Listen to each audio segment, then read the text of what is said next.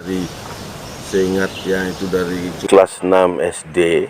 Jadi kelas 6 SD, 6 SD yang diajari oleh Pekak Tiang, terus kemudian Bapak yang sendiri adalah guru Tiang sendiri, adalah Bapak Tiang sendiri. Tiang rasa tidak ada satupun hal yang negatif, terkecuali memang kita pembelajaran itu penuh dengan obsesi dan ada tujuan-tujuan yang memang negatif. Ya, begitu. Baru bisa dikategorikan dasar aksara itu bisa dibikin negatif. Nah, tetapi sebenarnya dasar pembelajaran dasar aksara ini sesungguhnya tidak boleh ada obsesi, tidak ada boleh keinginan yang berlebihan. Ya, kita pelajari ini adalah sebagai istilah pengayaan diri, pengetahuan tentang diri. Nah, karena apa? Karena kita orang Nusantara, orang Hindu di Bali ini orang-orang tua dulu itu selalu ya, istilahnya memberikan wejangan seperti ini. Hati-hati belajar, jangan sampai jadi hal yang negatif. Nah, ini adalah pesan yang sangat bijak sekali. Karena belajar dasar aksara itu perlu kesiapan mental, fondasi spiritual, terus kemudian intuisi, kecerdasan, di mana akan berlabuhnya ilmu tersebut. Kalau kita dasar aksara itu kita hanya pakai di pikiran atau sebatas otak kita yang menelaah, maka itu akan kebanyakan negatif jadinya. Tetapi kalau kita taruh di hati yang terdalam, istilahnya ring telengin hati atau di dalam hati yang terdalam, maka ini akan menjadi suatu hal yang positif. Nah, tujuan kita belajar dasar aksara sesungguhnya adalah untuk membangkitkan energi atau kekuatan energi yang ada di dalam organ dalam tubuh kita. Misalnya contohnya seperti jantung, hati, ginjal, empedu, paru-paru, dan lain sebagainya. Yang tujuannya sesungguhnya adalah untuk kesehatan organ dalam kita. Nah, seperti itu. Jadi positifnya. Nah, negatifnya ini ya banyak, bisa dipakai untuk ngiwe, bisa dipakai untuk ngeleak katanya dan lain sebagainya. Tapi sejauh ini belum, atau kalau Tiang sendiri belum sampai ke hal-hal tersebut. Jadi kita selalu berpositif saja. Memaknainya terutama adalah untuk kesehatan kita, bisa kita untuk menyehatkan orang lain dalam bentuk usada, sudok, suari. Nah, seperti ini Kak. Kalau Tiang kan sering dengar dasar aksara niko, apa hubungannya dasar aksara niko dan kandepat niko jero? Ya. Kok Tiang tadi juga dengar jero sedang mengajar niko. Ada hubungannya ya? Iya. Karena memang lahirnya dasar aksara ini kebanyakan dibahas di kandepat. Terutama adalah kandepat dewa, lan kandepat sari, lan kandepat dewa.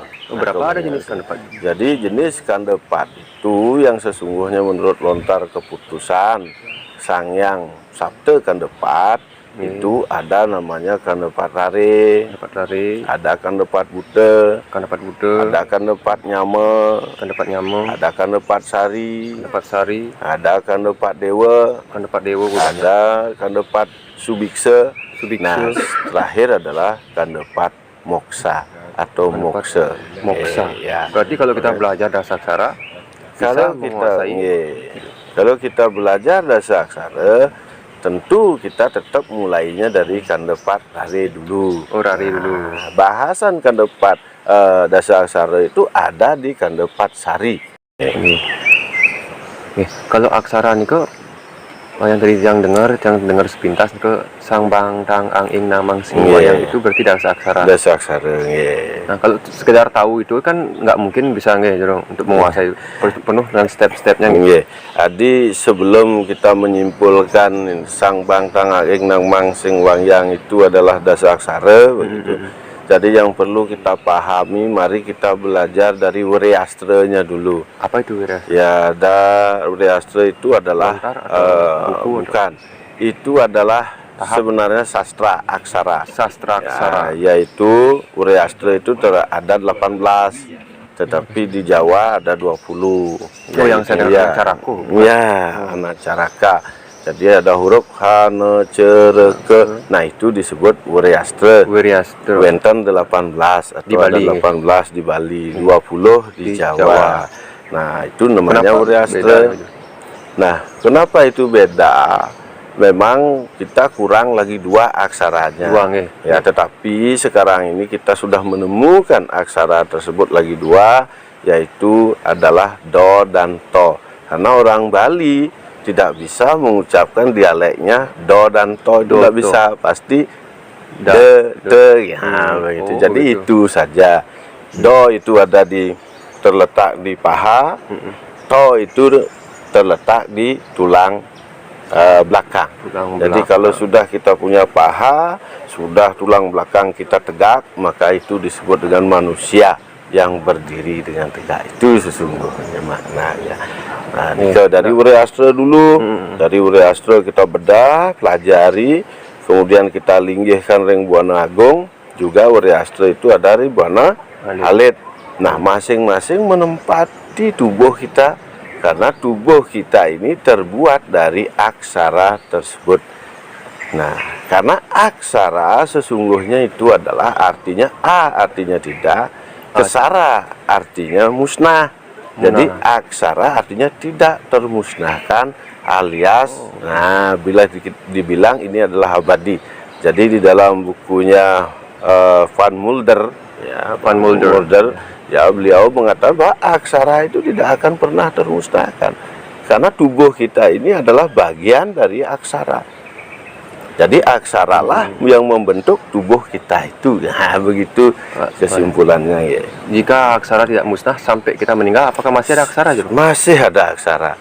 Masih sampai kita meninggal, sampai kita diaben, tetap memakai aksara. Sampai kita nyekah, nunas, nuntun, sampai kita reinkarnasi kembali, tetap ada aksara. Tetap ada aksara. Semasih dunia ini ada, manusia ini juga ada, ciptaan juga ada, maka aksara itu tidak akan pernah termusnahkan dari bumi ini. Nah, begitu. Itu menurut Siwa Tattwa Jenana. Ya, jadi Siwa Tattwa Jenana itu membahas tentang hal-hal seperti ini. Kalau yang dengar-dengar, kalau udah dengar Kandepat ini udah ilmu sama kedikjayaan gitu. Kandepat. Kalau dasaksara ini olah rasa ngejer. Iya. Benar. Apa yang diolah itu? Jadi yang kita olah pertama itu adalah penempatan aksaranya. Penempatan aksaranya misalnya seperti aksara sang menempati jantung, kan begitu. Sang jantung. Jantung, bang hati. Nah, kemudian tang ada di ginjal, ang ada di empedu, ing ada di pengantungan hati, kan begitu. Nang ada di paru-paru, mang di usus. Nah, sing itu ada di limpa, wang ada di neban, itu tenggorokan, terus yang itu ada di diafragma atau rongga kosong yang ada di dalam tubuh. Nah, ini dulu ditempatkan, setelah itu baru diolah dengan apa? Angse tinulung dening angse, berarti apa? Napas ditolong dengan napas. Jadi untuk mengolah aksara ini perlu olah napas. Olah nafas. Olah napas ini akan menjadikan kita sehat, disebut olahraga. Ya, jadi olah nafas dulu baru bisa membentuk raga ini biar sehat. Nah, setelah itu terakhir baru benar olah rasa. Nah, kalau untuk belajar Kandepat berapa bulan, berapa tahun sampai bisa benar-benar bisa? Jadi begini, tergantung.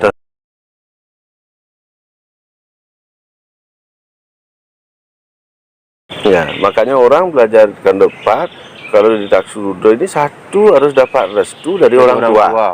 Kedua harus ngatur orang tuning ring yang guru muang kawitan bahwa dia akan belajar ini. Nah, itulah syarat-syaratnya, sehingga kita pasti menanyakan, kamu ada masalah nggak dengan orang tua? Enggak, benar, jangan bohong. Nah, kalau itu berbohong maka itu akan kelihatan dengan sendirinya. Seperti tadi yang Jero sampaikan, tujuannya untuk kesehatan intinya. Pasti ada tujuan lain kan gitu. Kalau yang belajar itu memang ada. Apakah apa saja ya tujuan yang bisa kita lakukan juga? Misalkan mengobati orang atau apa saja. Ya, benar, kalau kita menguasainya. Jadi begini, memang kita di Taksudro itu pertama tujuannya belajar itu adalah utama niki adalah usade. Usade jadi aksara dan usade. Jadi usade itu adalah pengobatan. Antar usade. Ya, kita belajar setelah kandepat sari, mulai kita belajar usade dan aksara. Jadi apa? Menggabungkan aksara ini dengan usade. Menggabungkan aksara dengan usade. Jadi menggabungkan aksara dengan obat. Caranya bagaimana? Misalnya kalau kita memakai base gitu atau daun sirih, rajah base itu apa? Nah, itu ada di kandepat. Nah, sehingga obat itu bisa lebih manjur. Itu tujuannya. Itu tujuannya untuk utamanya berguna untuk masyarakat, untuk diri sendiri. Kemudian yang selanjutnya adalah tujuannya adalah mesegah itu nyegahin. Nah, jadi bagaimana kita mesegah di nata sangga, di halaman rumah, di leboh, tugon karang, taksu dan lain sebagainya, termasuk adalah di pura-pura. Nah, dari segahan ini kita olah menjadi bagaimana kita harus bisa bikin caru aberumbunan, manca sate sampai tingkatan ngeresi gana. Itulah yang dirangkum di kandepat sesungguhnya. Ya, bukan berarti belajar kandepat itu untuk jadi leak, untuk jadi ugeg, itu tidak ada sesungguhnya. Ugeg negatif perbuatan orang itu tergantung pada pribadi orang tersebut. Kalau di dalam ajaran kandepat tidak ada yang menekankan, karena di medsos juga ya sering yang baca jangan belajar kandepat nanti bisa ngeleak dan lain sebagainya. Tidak ada di buku kandepat keputusan lontar manapun untuk mengajari penglihakan, tidak ada, terkecuali penglihakan itu lontarnya tersendiri. Tapi kan gini Jero, ada juga yang disebut leak itu baik, ada leak itu jahat, bagaimana tuh gini Jero? Jadi yang maksud liak di sini itu adalah linggihing ikang aksara. Jadi liak itu adalah linggih ikang aksara. Jadi harus ngelinggih aksara dulu. Nah, aksara liak juga berarti dalam definisi lontar calon arang, terutama adalah lontar canting mas, mengatakan bahwa di sana liak itu sesungguhnya adalah linuih ikang aksara. Jadi apa saja aksara linuih tersebut jadi apa saja, yaitu sang bang tang anging, nang mang sing wang yang sembem nem dan lain sebagainya. Nah, di sana semua adalah bijaksana dewa. Nah, di mana jeleknya? Makanya jelek atau tidak itu tergantung pribadi orang. Nah, ini yang disebut dengan liak. Nah, kalau leak berarti lengo ikang aksara. Lengo berarti orang itu lupa dengan aksara suci itu. Makanya sehingga dia menjadi orang yang suka memfitnah. Itu sudah leak namanya. Angkuh, selalu iri hati, sombong, selalu merasa menang sendiri dan lain sebagainya, bikin onar, kerusuhan, itu sudah termasuk lengo ikang aksara atau disebut dengan leak itu sendiri sesungguhnya. Soalnya kan sekarang nih banyak yang mendoktrin atau berpikiran kalau udah leak pasti jahat. Ya, ini sudah di mana-mana. Karena kita tidak menyalahkan juga karena bertahun-tahun pikiran kita diinjeksi dengan hal-hal seperti itu. Kalau jika kita belajar kandepat sendiri tanpa guru bisa juga? Atau takutnya gimana gitu? Kalau bisa tiang sarankan, bukan karena tiang punya perguruan, bukan begitu, juga tidak ada seperti itu. Jadi kalau bisa carilah penuntun siapa saja boleh yang sudah memang memahami kandepat itu sendiri. Jadi kalau tersendiri beli bukunya terus kita belajar sendiri, takutnya salah kita memahami isi daripada buku itu karena ada laku-laku yang tidak akan pernah ditulis di buku itu. Kenapa gitu? Nah, ini istilahnya kenapa penulis itu gitu sifatnya. Jadi bersifat rahasia. Jadi sang penulis itu ya asal tulis saja kadang-kadang di buku-buku yang dijual itu, tanpa istilahnya apa yang harus dilakukan. Misalnya kalau mau belajar kandepat, pertama restu orang tua, kedua orang tua tidak ada di buku, kedua harus nganu di kemulan, ada juga di buku. Kemudian adalah mesegah harus tiap hari. Itu di samping nyegahin Bonagung juga harus nyegahin Rageng.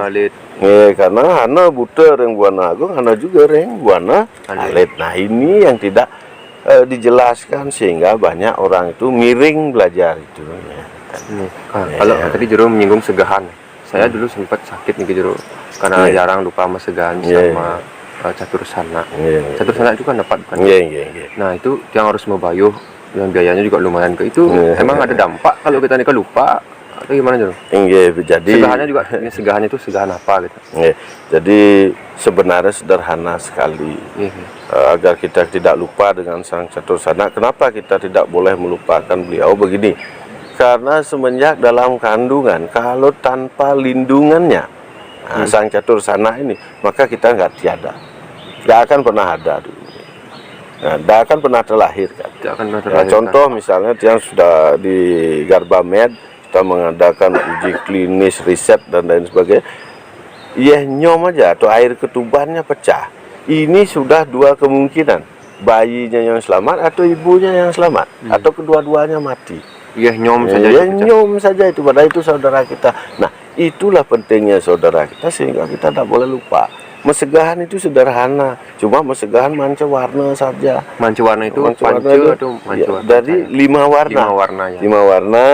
Di timur putih, untuk Sang Buto Anggapati, di selatan merah, Sang Buto Merajapati, terus di barat kuning untuk Sang Buto Banaspati, di utara hitam untuk Sang Buto Banaspati Raja, terus di tengah berumbun untuk putih, hitam putih. Jadi campuran dari 4 warna jadi berumbun. Nah niki untuk Sang Buto Amanca Warna. Nah seperti ini ke. Itu saja segahan. Itu saja segahan. Sangat sederhana. Itu di hari-hari atau di mana kita kalau ngasih upah seperti itu? Kalau untuk diri kita yang sudah dewasa begini bisa dilakukan di sanggah, bisa dilakukan di kamar suci. Itu untuk nyegahin raga. Artinya diri kita juga mesegah. Caranya itu bagaimana? Biasa mengaturkan segahan, enten. Pakai arak beram atau itu aja? Pakai arak beram tetabung lengkap niki. Nah setelah itu baru kita ngayap. Ini nyegahin raga namanya. Jadi biar somyo buta yang ada di dalam diri kita. Gitu. Tetapi untuk nyegahin buana agung di leboh berah, di halaman rumah manca warna, halaman sanggah manca warna, tunggun karang poleng. Selesai. Sangat sederhana. Tidak banyak kita mengeluarkan. Bahkan bisa mengalahkan caru katanya di sana. Caru itu kalah dengan mesegah setiap hari. Kalah dengan segala. Makanya nitya karma puja akan dikalahkan dengan naiminika karma puja akan dikalahkan dengan nitya karma puja. Jadi melakukan ritual mesegah ini setiap hari. Itu sangat bagus. Itu. Bukan setiap hari purnama aja gitu. Tidak, setiap hari. Setiap hari. Yang bagusnya itu setiap hari. Dan kami di Dasurudra Diki, ya semua teman-teman sudah mengalami perubahan dan dia bisa merasakan keagungan, kemuliaan, kebahagiaan daripada mesegah setiap hari. Jadi bukan keangkuhan yang itu kadang kadang soalnya kita belajar kewisesan kita merasa bisa kan pasti ada rasa pasti ada rasa angkuh sombong itu bisa berdampak otomatis nggak bisa nih belajar kita bisa menyembuhkan. Pas kita marah otomatis bisa menyakiti orang bro. Bisa makanya jalan sendiri. Makanya di sini bagaimana cara pengendalian diri ya itu kan makanya kalau kita sudah melakukan ritual mesegahin raga ini tiap hari, hal itu bisa kita kontrol. Kalau kita kembali lagi Jero ya yang tadi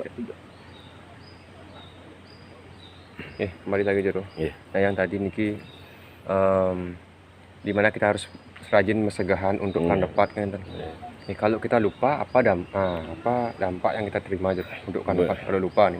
Begini, lupa itu adalah hal alamiah, kan lahiriah dan wajar. Jadi ya lupa sekali 2 kali itu tidak bermasalah. Lupa sekali 2 kali tidak bermasalah. Cuman kalau itu istilahnya memang betul-betul lupa. Kalau satu lupa, kedua kita itu ada keluar kota misalnya karena bekerja dan lain sebagainya, itu tidak masalah. Tidak masalah kita tidak mesegan. Asalkan jangan sengaja melupakan itu. Nah, kalau Lea itu identik harus belajar dasar aksara atau kita bisa karena panugrahan, karena kita belajar, atau identik harus bisa dasar dulu atau gimana? Begini, sesungguhnya yang namanya liak panugrahan itu, itu kan baru apa istilahnya berbicara di masyarakat. Sebenarnya liak panugrahan itu ada memang, tetapi apapun penugerahan itu, manusia yang dianugerahi ini harus tetap belajar. Harus tetap belajar. Itu contoh misalnya Nyai Girah atau disebut Ratu Engdirah atau Nate Engdirah. Ratu Girah, Nate Engdirah. Beliau ini belajar karena beliau suaminya kan seorang Brahmana, Empu Kuturan. Oh, gitu. Jadi beliau ini belajar, setelah beliau belajar baru dimohonkan panugrahan. Sama kita dengan sekolah.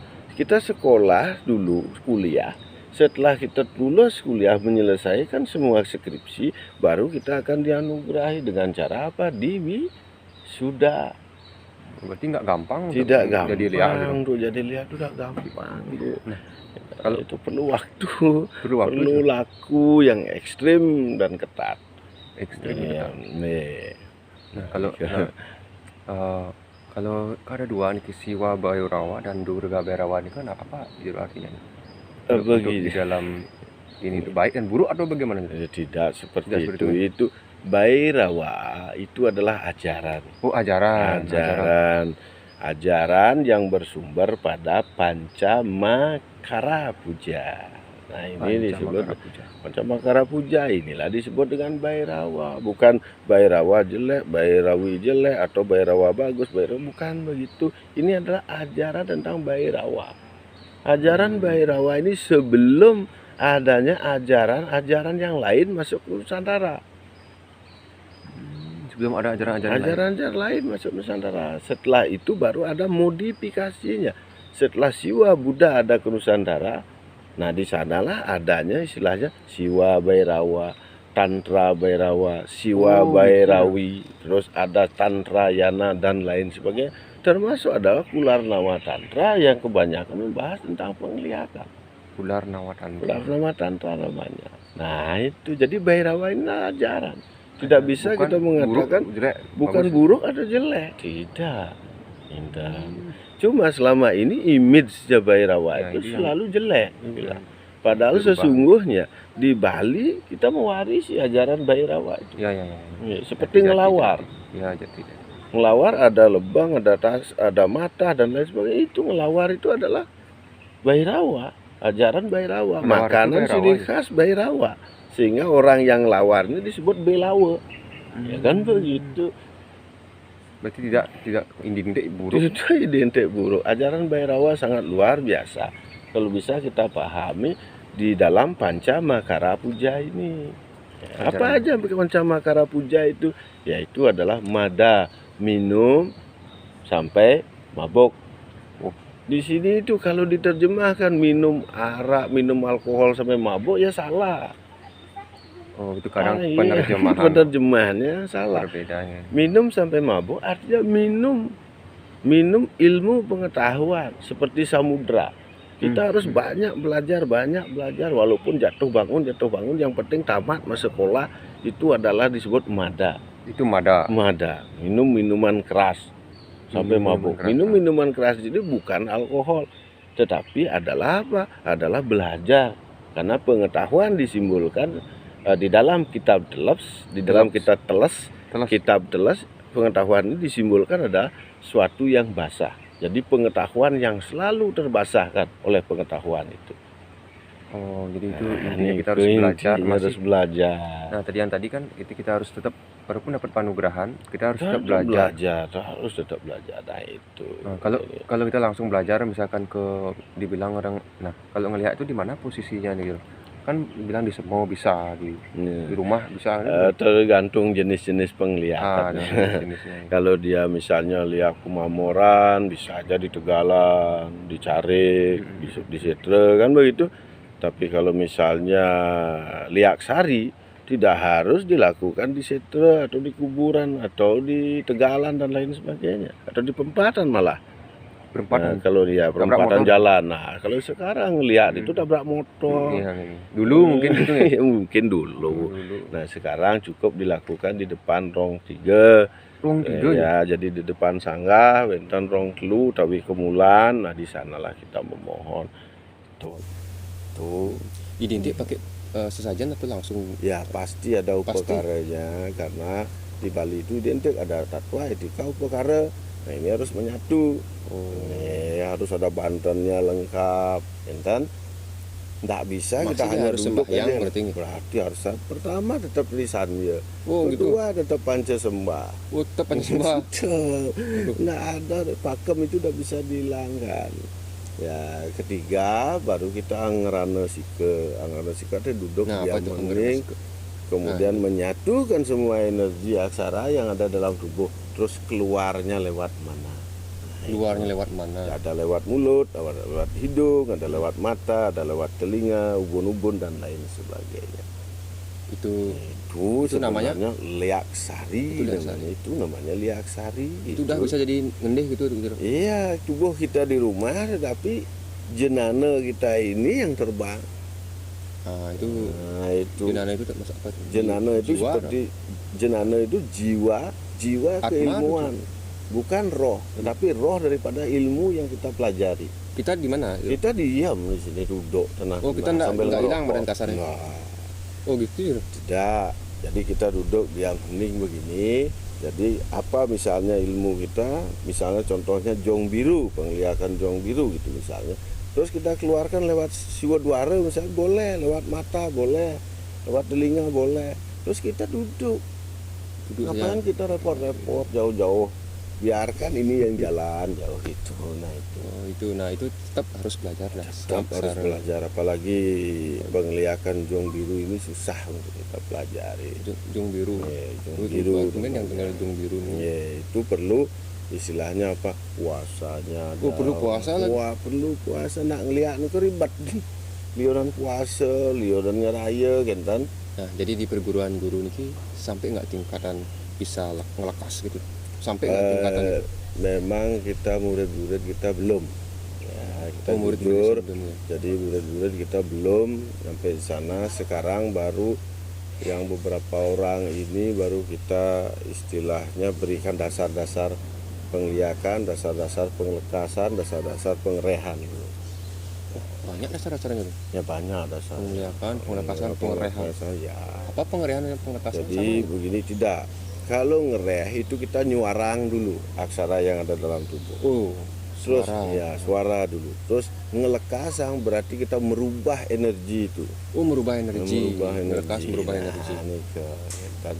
Baru ngincepang. Ngincepang apa? Ngincepang itu konsentrasinya mau kemana? Bangtan istilahnya lepas balik sehingga ilmunya bisa balik sehingga itu bisa. Berarti sekarang baru dasar-dasar aja. Dasar-dasar. Sudah berapa tahun berdirinya perguruan Joko? Sebenarnya kalau apa nama sebenarnya? Taksu Rudra Bairawa niki. Taksu Rudra Bairawa niki sebenarnya baru yang dirikan. Baru berumur 1 tahun semua. Baru berumur 1 tahun. Tapi sudah terkenal yang baru berumur 1 tahun.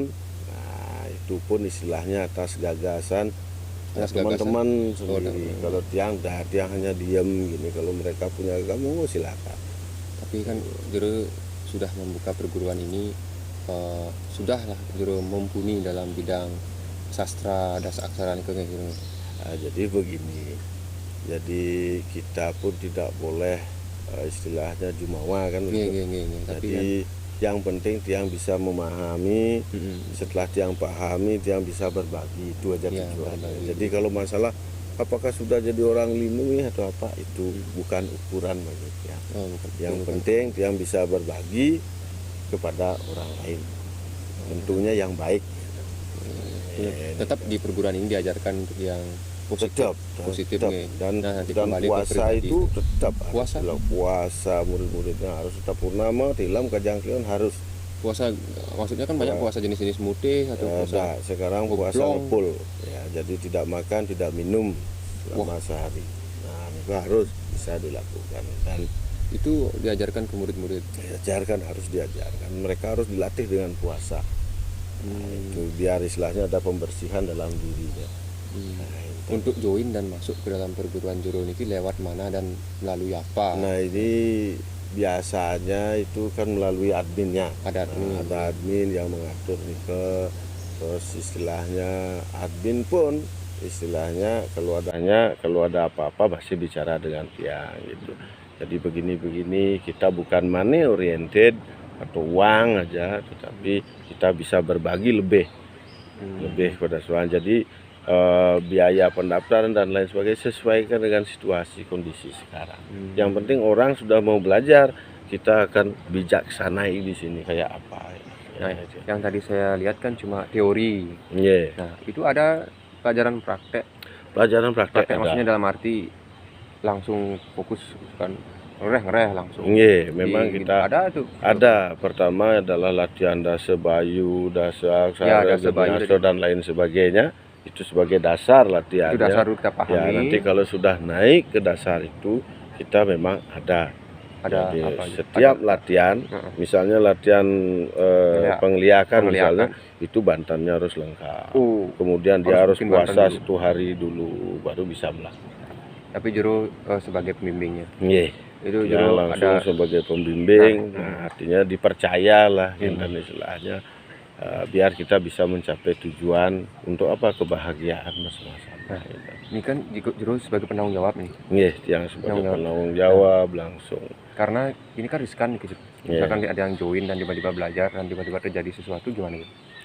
Itu juru mendampingi dari belakang atau membantu dalam, ini kan spiritual juru, riskan sekali kita. Memang gitu. Memang kita harus sementara ya kita temani dulu lah, seperti ngomong bayi lah. Biar tidak terjadi sesuatu dan lain hal yang menimpa murid-murid ini. Ditemani dalam pas praktek. Dalam praktek kita tetap temani dulu. Nah nanti kalau sudah kita ukur kemampuannya yang lepas. Harus dilepas. Tidak boleh terus bergantung. Dasa bayu itu bisa untuk menyembuhkan. Itu utamanya memang. Itu utamanya. Ya, dasa bayu utamanya adalah untuk penyembuhan. Dasa bayu itu memang. Itulah teman-teman tadi perbincangan Tiang sama juru Taksurudra, pemilik perguruan Taksurudra Bhairawa. Jadi Taksurudra Bhairawa ini bertujuan positif, juga mampu untuk bisa lontar usada untuk mengobati juru nih. Juru ada yang mau ditambahkan, mungkin ada sekilas apa penutupan kiat-kiat positif agar kita belajar dasar aksara ini semakin apa gitu. Jadi cuma pesan jauh umum aja nih. Yang umum. Jadi untuk masyarakat di Bali, di Nusantara, ya yang selalu wanti-wanti mari kita ajarkan. Jangan menjelek-jelekkan lah gitu. Ya mari kita ajarkan aksara Bali niki, ajaran Bali niki, jangan kita saling membuli, saling menjelekkan, apalagi sesungguhnya kita tidak tahu sama sekali. Jangan kita istilahnya jangan kita menjustis orang kalau kita tidak tahu. Nah, bilang gila. Gara-gara kita tidak tahu, kita tidak menyelami, kita terlalu dini untuk memvonis bahwa itu adalah jelek. Coba alami dulu, baru bisa menilai jelek atau baik. Nah, itulah perbincangan Tiang, puput Tiang, senap Tiang untuk para masanti, pirang langkung Tiang untuk Ngampura. Santi.